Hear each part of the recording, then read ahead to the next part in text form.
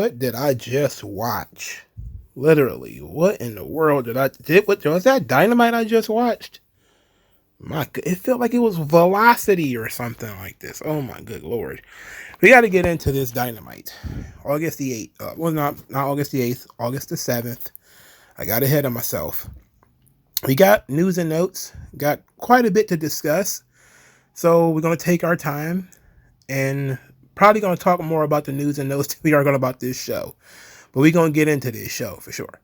Let us start with a continuance of our coverage on Shane McMahon and Tony Khan. Right after I recorded my review last week, Bully Ray went on Busted Open Radio and gave us Shane McMahon's side of the story. And according to Bully Ray, this was the statement that was given to him by Shane McMahon. It says, Tony and I were connected through a mutual friend, and we had a great meeting. We talked about many things, but mostly about our shared love for the business and the rewards and challenges of working with family. I congratulated him on the 5-year anniversary of AEW and look forward to see how he evolves the business moving forward. Not much there in the way of what they were. I mean, it seemed like they just had a little bit of a conversation. Apparently, this conversation happened at an airport. Maybe they were waiting for flights and they were just chit-chatting. And that's not as much as people are letting out. But Tony Khan also put out a comment. Let's look at that as well. He says, as I understand, he's not doing anything with WWE. And he says, and I had a really nice visit with him. I heard from a lot of people that he was interested in talking, and it had become, frankly, a big media story to the point where I was getting asked on the record questions about it, and I answered them, just like I'm answering you now. In advance of I had never met him, in my first conversation with him, there was a lot of buzz about this. I thought it would certainly be worth talking, and I have a lot of respect for him. I have never met him, but he seemed like a really nice guy. I sat down with him. He was fantastic. I really enjoyed talking with him. He is a very smart person about wrestling, and I thought he was a great guy. Again, nothing in the way of information coming out of this thing. Everybody's very tight-lipped, and that's either because there isn't anything there, and people are making more out of it than it needs to be. Sometimes people run into each other in places. But some people have claimed that it was a setup. I believe Shane McMahon said that it was a mutual friend that put them in conversation with one another. But this is what Meltzer has to say about on the subject. He says, on a photo, Tony Khan with Shane McMahon leaked out July 31st. The two met on July 29th in Arlington, Texas. Really nothing legit is known about this past the meeting happened. And obviously both agreed to the photo getting out. It would feel to me it being released on a Wednesday was not coincidental, as with the Olympics doing a number on wrestling ratings, he might likely looking to cause talk where people might tune in to the show thinking McMahon could appear. I will say that we were told that wasn't the case. Perhaps Shane also felt the photo what caused WWE to bring him back so he didn't appear on AEW television. I think this is a lot of speculation. This is a lot of speculation. It's wild speculation. Oh yeah, we're going to leak this photo to help AEW's ratings. Why would Shane McMahon agree to do that? And then say, we're going to leak this photo because then WWE will bring Shane back. Why would they do that? Why would they do that? Look, I never heard of any stories, well, not many stories. I've heard maybe here and there that maybe Stephanie McMahon ran into Dixie Carter into some places, but you almost never hear about this kind of stuff. So clearly it was done on purpose, that these two met on purpose. Did they talk about anything substantial? Now is not the time for us to know, but I would imagine they didn't. Because what could possibly come out of this that would help AEW or help Shane McMahon? The AEW fans don't really want a McMahon involved with AEW. And unless he's going to work in the office, what can he really do for AEW? As a wrestler, he's 50 years old and tears every ligament in his legs every time he goes out there, and he blows up 3 minutes in. Look, I love Shane. Everybody loves Shane. But he's not really a wrestler. He's a great personality. Now, if you're going to bring him in as a general manager or something like that, much like Eric Bischoff back in the day, well, you would have to structure your company a lot differently. And plus, you've already got that guy running around in Christopher Daniels. So I fail to see how this could really be beneficial. Some people have suggested that it was Mercedes Moné that got these two people together, that Shane McMahon met with Tony Khan at the behest of Mercedes. It's possible. I don't know what her relationship is with Shane. You know, maybe they got the same agent or same management team or something like that. But until something actually occurs, we're just kind of in the wait and see stage. And this might be one of those, hey, remember when situations where in 5 years it means nothing because they had a conversation and then that was it. But then again, sometimes these stories come out and they don't bear any fruit for months or years. Like when Tony Khan had his initial talks with CM Punk. I believe it was Cody that made the first contact with Punk, and that came out, and Punk shot him down saying that he don't do business through text messages or something like that. And then it took like another year or two before Punk actually came in. So we don't know when it's going to happen. I'm going to run a guess and say that it's not going to be much of anything. So that's just my guess. If I'm wrong, then I'm wrong. Then you can, hey, Mongo, you were wrong about Shane McMahon. He came in. He's the world champion now. Yeah, we'll see. Now, speaking of people coming, there's also people going. Penta and Phoenix apparently are going to be leaving AEW. I have no official source on this because there's a lot of back and forth. But the best I could do is probably Lucha Blog, who has, of course, been following this thing as this is what he does. This is literally his job. So Lucha Blog says that the Lucha Brothers kept putting off actually re-signing with AEW, giving AEW the impression that Phoenix and Penta had no interest in signing. And he said Conan tweeted, "What comes around goes around too," seems to confirm that they are leaving. He then says that the first iteration of that post from Conan seemed to be out of Stephanie Vacker going to WWE. He said, so these could be posts that Conan are publicly taking credit for getting people away from AEW and to WWE. That obviously works out for Conan. I'm not sure if it's good news for AAA. He then continues by saying, Fightful does not say that the Lucha Brothers have signed with WWE, and for good reason. They're still under contract to AEW. WWE can't legally sign them right now. Anyone in WWE saying they plan to do so would invite a lawsuit. This would be the contract tampering. But he says, I did have some people reach out to me after Tuesday's post and independently relay stories of Penta being cagey about fulfilling bookings he had agreed to later this year. These are the ones that hadn't been yet announced, and ones he would have normally no problems unless he thought he might be going to WWE. That matches the behavior Fightful is reporting, and makes sense if he believes he's going to WWE. And he says that Phoenix did a very generic post about it. I'm clicking the post now. It's probably in Spanish. No, it's not. He says, the best tag team in all the universe. You know it. You all know it. From Mexico, the Lucha Brothers. So the Lucha Brothers are apparently going to be leaving AEW.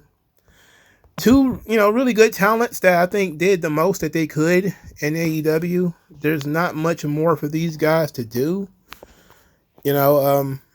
People have said that Penta has been on cruise control, and I think that's been the case for 3 or 4 years, actually. I think once he realized he can get over just by going Zero Miedo, and that's it, he just kind of decided to do that, and he didn't need to do much more than that. So despite being kind of a cool character, Penta has not really tried since 2020, I think. While Phoenix has been going hard, but he's been, injury prone. So, I mean, then they also work a style that, again, has gotten quite lax with the excessive amounts of Canadian destroyers and things like this. My only issue with this is AEW needs to freshen up their roster.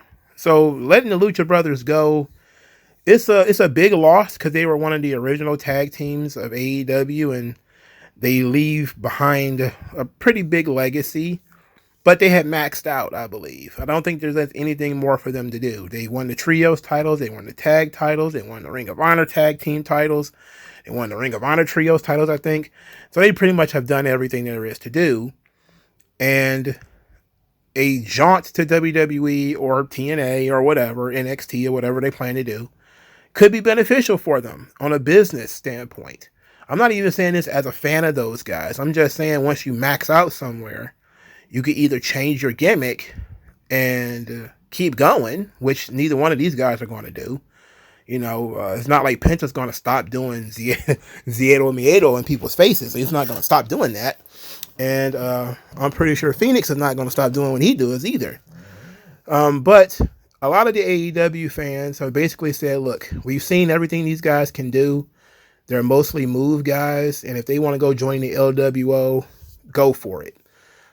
That would be the reason why I kind of struggle with the idea of wanting them in WWE. Is Triple H has not proven anything with luchadors. I mean, Dragon Lee has been on his roster since January. I mean, look at what he's been doing with them. It's been a disaster. Now, if it wasn't for Tony Khan, I would say Triple H is one of the worst in booking new talent. At least Tony Khan gives them somewhat of a platform to let them do their stuff. Triple H will deny them even that. I mean, you got to damn near demand to leave in order to get on television sometimes, due to the way the rosters are set up in WWE. So my guess is that the Lucha Brothers, if they come to WWE, will most likely be an NXT act, which is beneficial to NXT, is also beneficial to the Lucha Brothers. They won't have to travel as much. They will be centralized in Florida, which has, a lot of Spanish speakers, and they don't have to learn too much they have to learn English, clearly, but it's not a requirement as of yet. Like, that's a really difficult thing for people to learn English. And that's why I was kind of shocked that they pulled Dragon Lee from NXT so quickly. You need to leave people there to marinate and get some time and all that stuff. So if they end up leaving, I don't think it's a huge loss for AEW. They haven't actually mattered to the roster since like 2022. And they had that feud with the Young Bucks. They haven't mattered on this roster in a really long time. And I know a lot of people like to rub their faces in it. Oh, people are leaving and going to WWE. But when was the last time the Lucha Brothers did anything that mattered? It's been forever. So while the AEW fan base might be losing their minds, calling them traitors or whatever, and Conan, let's talk about that for a second. Because a lot of people are very mad at Conan. I think Conan trying to take credit for the Lucha Brothers leaving, or at the very least taking pot shots at AEW for the Lucha Brothers leaving, it's kind of childish.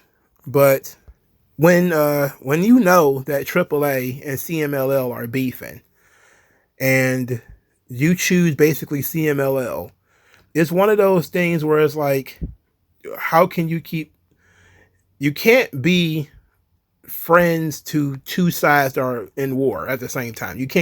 These two companies have been at war for almost 40 years.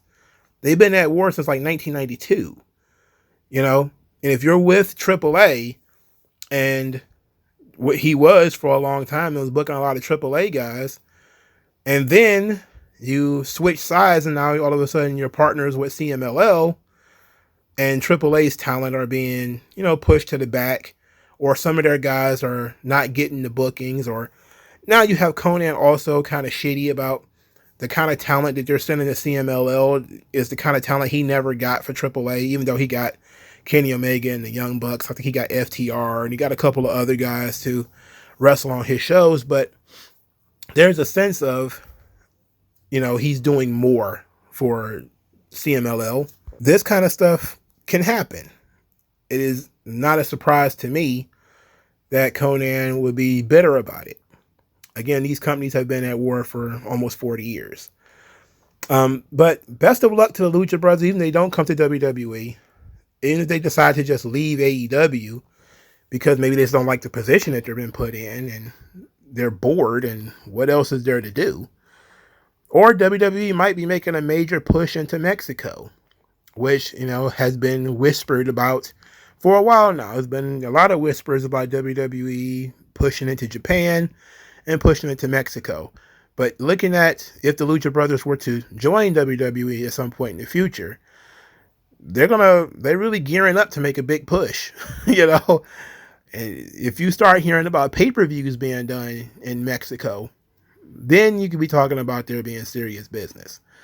But for right now, it's just wrestlers being vague about their contracts and where they want to go. And a lot of fans being aggressively markish about wrestlers potentially leaving, but they have no idea over what else is there for them to do.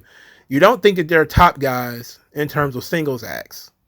Otherwise, you would have pushed them as top guys as singles acts. But, it is what it is. Apparently, their match at All In was canceled. Well, that's unfortunate. But Pac won a number one contender for the international title. That was before we heard about the Lucha Brothers leaving. So who was going to be their partner at Wembley? Because it seemed like it was going to be Will Ospreay and Pac at Wembley. And then they switched the international title. And now it's MJF and Ospreay. And Pac is not even on TV.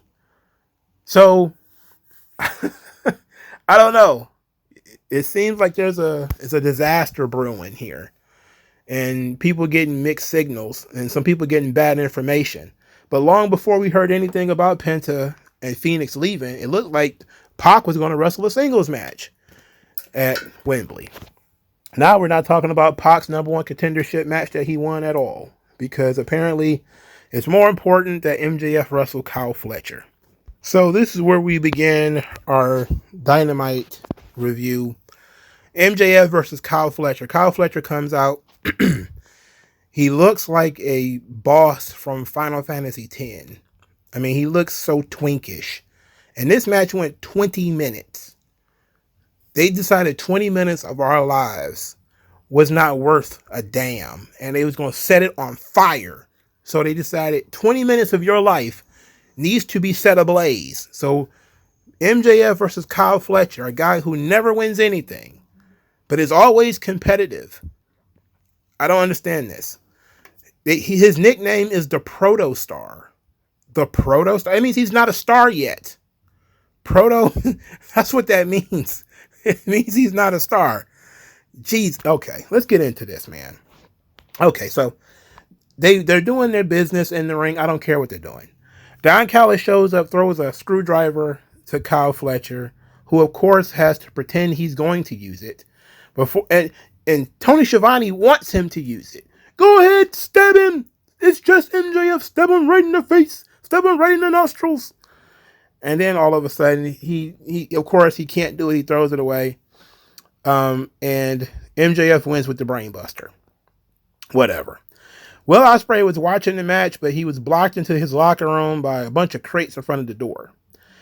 MJF then belts the referee with the belt, punches Kyle Fletcher with the ring, busts him open, then threatens to do the Tiger Driver 91 on him before Will Ospreay chases him off.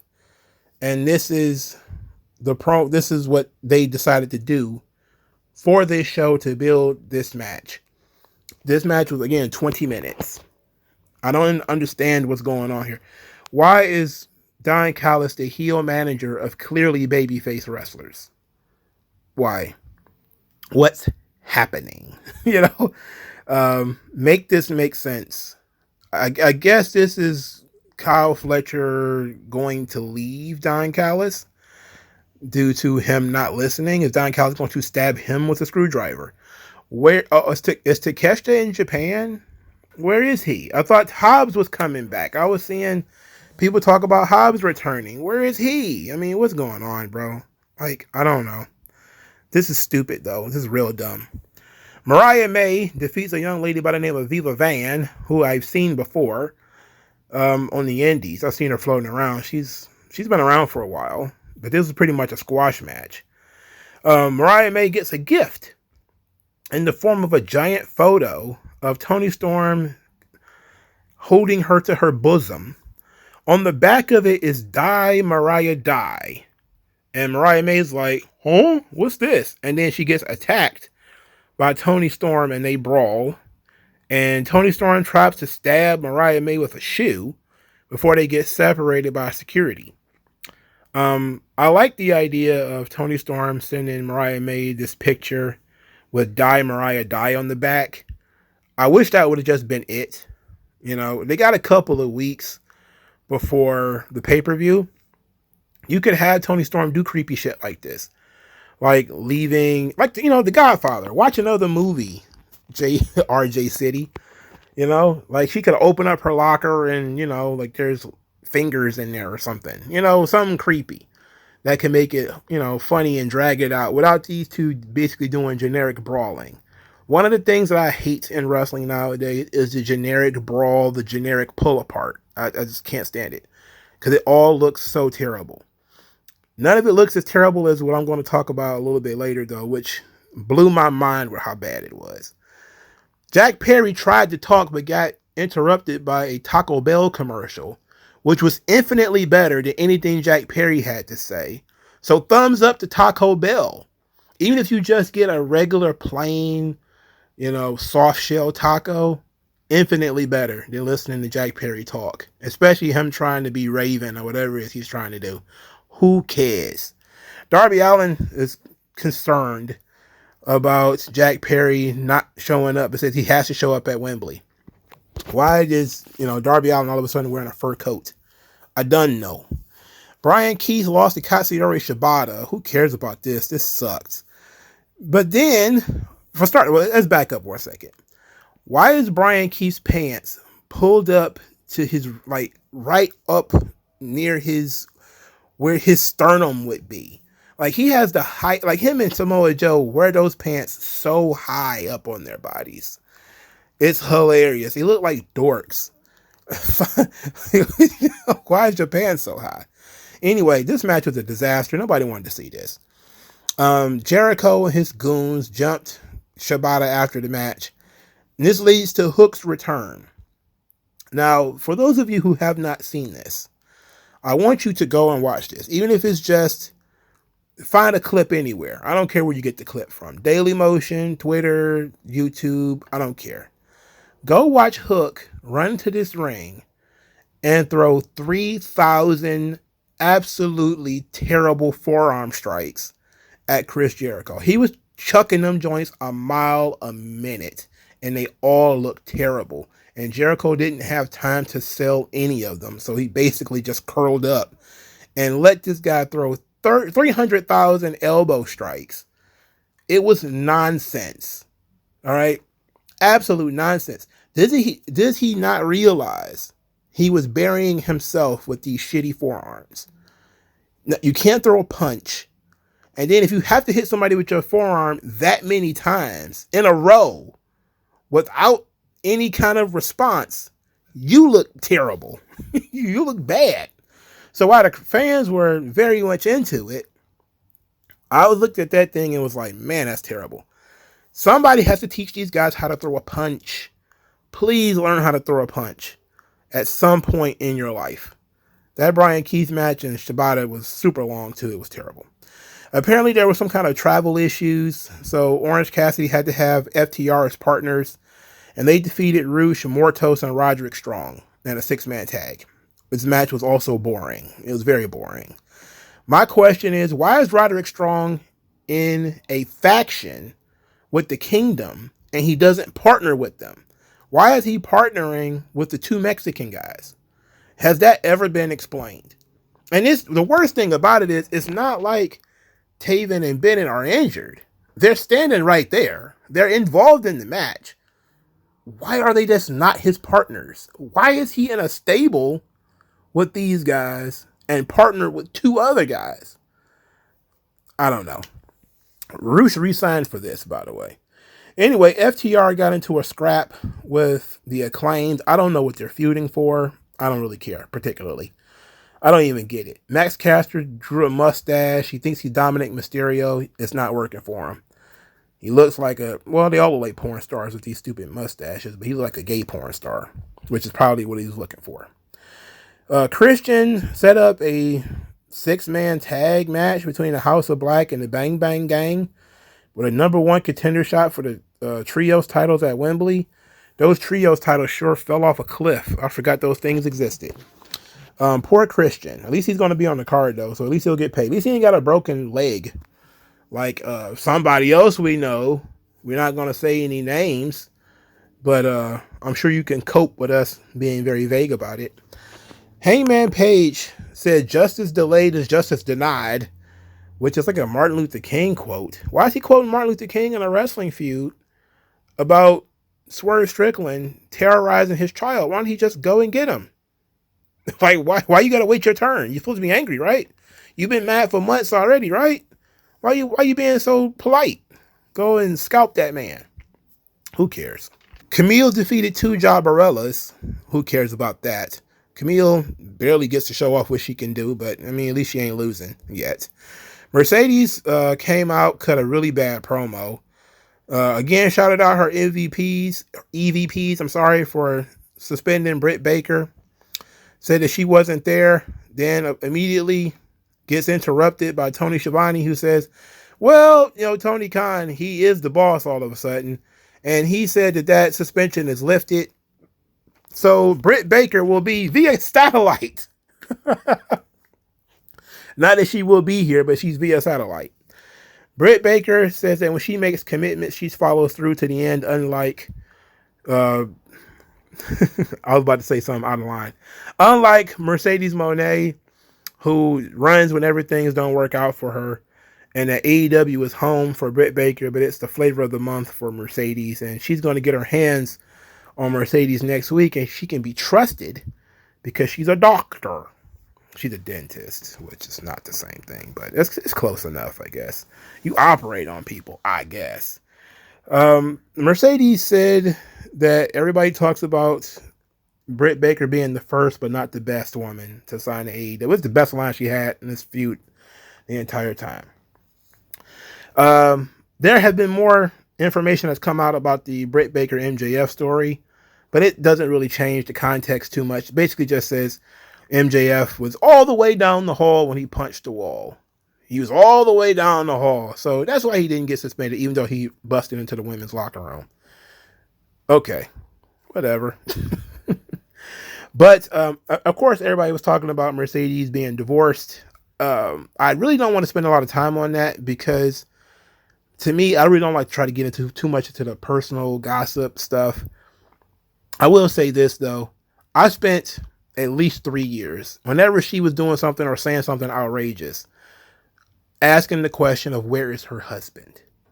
I would say that all the time. Like, she's acting a fool. Where is her husband? She's having a mental breakdown. Where is her husband? I'm not seeing any photos of them together. I'm not hearing anything about them being together. It was almost like she was scared to have boy come out of the house. Like he was chained to the radiator. Like he was a puppy that she rubbed his belly, left out, did her business, and then came back. That was it. Compare them to any other relationship that you would see between wrestlers and other people. You would see them all the time. At the least, they would be posting pictures with each other. There was no pictures. There was nothing. And it turns out they've been separated for damn near 4 years. They've been separated since like 2020. So I'm not surprised that this occurred. My question, is he going to get alimony? Is he going to get a piece of these really big checks that she's getting now? Because to me, it seemed like it would only be fair. He's a meager seamstress. She's a big time Hollywood celebrity, according to her. He should get a cut. He should get alimony. He should probably get the house. Well, I think she said he left the house. But it's really sad to go through divorces, but her ridiculous story about she tried to keep it under wraps because she didn't know how Vince would react. Noted family man, Vince McMahon. What? What the hell?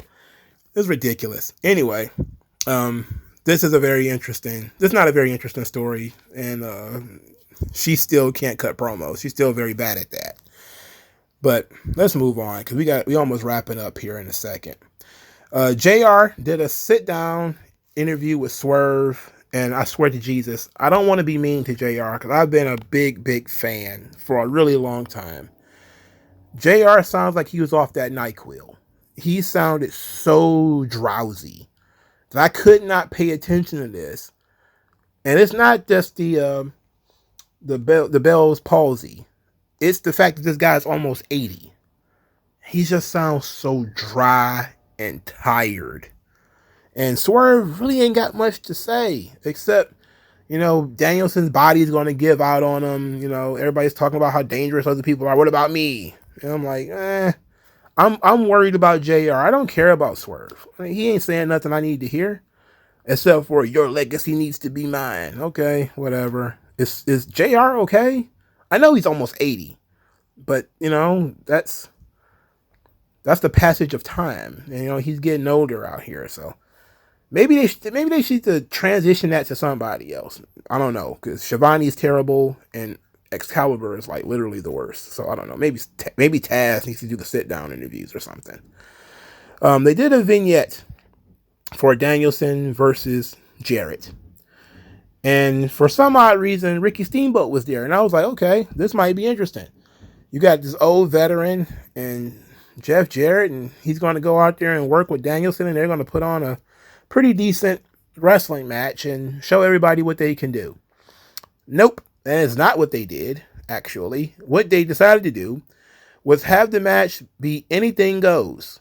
No disqualifications. Why is Ricky Steamboat involved with a notice? Like, is that his favorite match? Is he the Sandman? He is Ricky Steamboat. He's noted for his magnificent technical skills, just like Danielson, just kind of like Jarrett. That's what you kind of want to see. But now they're in the concession stands hitting each other with garbage cans. Why? Why are they doing any of this stuff? Why is Jarrett, hitting him with a guitar? Why is this happening? Okay, so we're in the middle of it. Who's the babyface and who's the heel? We don't know that either. That's why it should have just been a clean wrestling match, They brawled in the crowd. They brawled in the concession stand. They hit each other with weapons. I was bored. This is not what I wanted to see from Jarrett and Danielson. I wanted to see a regular wrestling match between these two guys. They decided to go, I don't know, maybe because Jarrett is limited. Maybe it's because Danielson is limited. But you could have had a solid 8 to 10 minute match where Danielson wins and everybody could have went home fine. They decided to stretch this thing out with weapons and ballyhoo. And I pissed off about it. I do not like this. I hate this. This had the potential to be legitimately good, but because we got to have a no disqualification match on every show, this match became anything goes. Barf. And then after the match, they made it even worse. Jeff Jarrett is bleeding from every orifice in his head. And then Ricky Steamboat raises everybody's arms at the same time, leading Jeff Jarrett and Bryan Danielson to hug. The guy tried to kill you. Why are you hugging him? What is happening? Then Swerve came out, called Jarrett himself and Steamboat TBS legends because they were all world champions on TBS, but not Danielson. And then said he's going to take Danielson's legacy. He said that again. Why does he want Danielson's legacy if he has a better legacy? I don't know. He then said that it was a great test for Danielson, that Jarrett match, even though it was stupid and no disqualification. And then he challenged Wheeler Yuta to a match. Oh boy. Happy, joy. We're all going to get to watch Wheeler Yuta try very hard to be interesting next week and failing miserably like he does every week. What a disaster. This sucks. So as I was about to wrap up this thing, they decided to shoot some angles on Twitter. My goodness, the show just never ends. The show never ends. It says, immediately following Dynamite, there was an incident involving Hangman Page and Jeff Jarrett. Video to come. And then Tony Khan says, in addition to Hangman and Jeff, it also involved the Owen Hart Foundation tournament winner Mariah May and her former mentor and Wembley Stadium opponent, AEW World Champion Tony Storm. It happened right by my chair as we wrapped up. Who the hell talks like that? The Owen Hart Foundation. Why didn't you just say Mariah May and Tony Storm got into it? Why? Why? Oh, no. So now people are spurging out because it seems like Jarrett is going to end up wrestling Hangman at All In. Nobody cares. Nobody gives yak spit about Hangman Page. I guarantee it. I'm pretty sure his wife don't even know he's missing. This show is completely unwatchable. I mean, my goodness. It was like 2 hours of velocity. I realized that they said that they had travel issues. So, some of the people they may have wanted to book were not present. I get that. But still, I can only judge what was in front of me. And it was terrible. It was absolutely awful. He did a bad job of ad-libbing. Brian Keith versus Shibata, absolutely awful. And let's be honest. Britt Baker was not good with her promo either. She was very dry. Right? Britt Baker's been saying the same thing to everybody for 2 or 3 years. So her promo wasn't good either. In fact, there were no good promos on the show. There were no good promos and there were no good matches. The one match that had potential to be good, they decided they needed to litter it with no disqualification, nonsense booking. And Ricky the Dragon Steamboat. What was he there for? Well, they had travel issues with some stars they couldn't bring in. They got Ricky Steamboat there? To do what? To do what? Just sit back like, this is my kind of match. Like, no, it's not. No, it's not. You never hit anybody with a guitar, brother. You pulled a lizard out on Jake Roberts, but that's only because he pulled a snake out on you. Like you're the ultimate good guy. You wouldn't get involved in all this chicanery. You would get dragged into it, but you wouldn't just be like generally involved in wild brawls. Like that's not a Ricky Steamboat thing. And they brought him out here like this is his kind of, like this is his gimmick or something. This is right up the wheelhouse of Ricky the Dragon Steamboat. I mean, it's not, though. It's really not. Dynamite, terrible. Awful show. Tony Khan should be commended for how he's driving this thing into the ground. Now, of course, a lot of people, before we wrap up, talk about the Warner Brothers Discovery stuff. Apparently, there's going to be a new TV show. It's called TNT Overdrive. This is a TNT show, not an AEW show.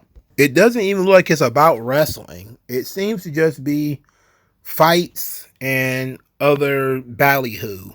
People getting chased in weird situations. I see dirt bikes and drag racing. That stuff could be fun. Dirt bikes, drag racing, the X Games kind of stuff. I like that. I like that kind of stuff. Maybe I'll look at that. Apparently, Warner Brothers Discovery, they're losing $10 million this last quarter. It's just one quarter, but they lose almost $10 million. I think it was like 9 and some change. Not good. They're also going to turn True TV into TNT Sports, which a lot of people think, okay, we're going to throw Ring of Honor on there. Look, man, let me tell you this. I wouldn't be too concerned about Ring of Honor. I would be concerned about Dynamite. You know what I'm saying? Be concerned about getting your main show on the air and keeping that secure. Rather than, what are you going to do with Ring of Honor? Why would you be concerned about that? It is an odd decision to make TNT Sports after the NBA leaves. But they didn't ask any questions about NBA. They weren't going to ask any because they're suing. The window for negotiations with AEW has closed. So they could technically negotiate with others. AEW can. But it's not likely they're going anywhere. I'll say again, for those of you who think that I want AEW to go away, I do believe they will be re-signed. I do believe they'll get a modest raise just based off inflation. I would not be surprised if Warner Brothers, again, I think I was one of those people that says Warner Brothers probably already owns a piece of it. I would not be surprised if they don't own a piece of it. The NBA leaving and then AEW being one of the top rated original programs for Warner Brothers would incentivize them to buy into it. So if they haven't already, they should at least go in and buy 10% of this company, maybe 10 to 15%. And then maybe creep that up over time, as much as Tony Khan needs probably help with production costs and talent costs and things of that sort. Considering that's the reason he decided to do the Arlington deal, is that he could save on production costs, and they were getting a modest, I guess you could say, tax abatement for it. So I'm okay with AEW existing. I'm not okay with it existing the way that it has been. The way it's been going is not good. And it's legitimately getting worse. Maybe it'll bounce back next week, but I don't see it. The one match that they announced for next week is one of the most terrible matches I've ever heard. I do not want to watch Wheeler Yuta versus Swerve Strickland. I really don't. It's abysmal. But the one story that they had that was working out great was Toni Storm and Mariah May. And it's still good. I just don't want it to break down into generic brawling where they're chasing each other around, trying to scratch each other's eyes out every week.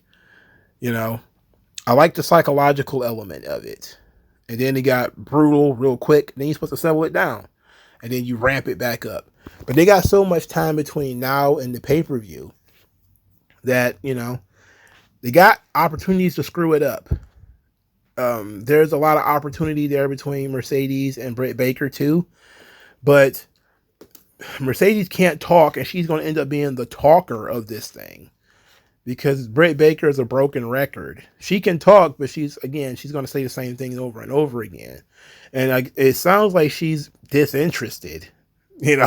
After this whole thing with MJF, sounds like she might be not that interested in continuing on this endeavor with AEW. As the Wembley card starts to take shape, I'm telling you, it's not looking good. I've heard from some people who are panicking about All In, and they're worried that the building is going to be a quarter full, maybe a third full. It's not good. It ain't looking good. What the energy that was around Wembley last year, I'm not seeing it this year. And they knee-jerked and they threw Danielson's career on the line. And it didn't seem to have changed anything. I haven't heard about any immediate changes in tickets or fan reaction or people caring about it or anything like that. So it's a difficult thing that they're going through, but they're going to have to go through it. They shouldn't have booked the venue. You should know about the law of diminishing returns. If you go there the first time, it was going to be big. I know it incentivizes you to come back, but it was hard to. It was easy to see it was going to happen this way, but it was hard to see why they wouldn't try it. Got to grow that audience over there, because that's where the bread and butter of AEW is. Whether people like me like it or not, their bread and butter is the British wrestling fan, the European wrestling fan, and the disgusting moss-covered underbelly of the American wrestling fan. That's AEW's prime audience. You got to do something to get them out of their seats. And I'm not sure that Tony Khan has anything up his sleeve that can get it. Shane McMahon, Goldberg, Becky Lynch, whatever you want to try. I'm not sure anything is going to move them tickets unless you drop that bomb a couple of weeks before this show. Or unless you have a really good walk-up. Maybe you'll have a good walk-up. But people are complaining about the ticket prices too. People only complain about ticket prices when they don't really want to go. That's my experience. When they don't really want to go, and they just kind of want to go, and then they look and they say, ooh, ticket prices. No, thank you, brother. And then they say, oh, ticket prices was too high. That's because you really didn't want to go anyway. If you were excited about going, you just go. You just pay it, But I do understand that Ticketmaster is a disaster and hikes up the cost of everything. So I can understand how your $99 seat has jumped up to $182 with fees and a bunch of other things. Or they won't let you order one seat. You have to order two. which is a gimmick that, you know, Ticketmaster does. They won't let you order one seat. It was ridiculous. But AEW's in trouble. You know, it's not just one Dynamite. They're in deep, and they got to pull themselves out of it. But let me know what you guys think. Let's talk about this thing, and I'll talk to you guys later.